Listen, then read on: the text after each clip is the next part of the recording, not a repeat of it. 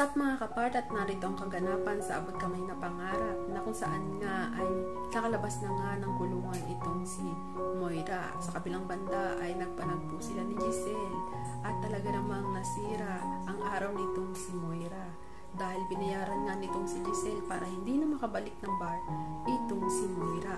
Sa kabilang banda naman ay hinihintay pala ni Carlos na lumabas itong si Moira at si Nerissa. Nawalan nga ng malay itong si Nerissa samantalang itong si Moira ay nakatakas.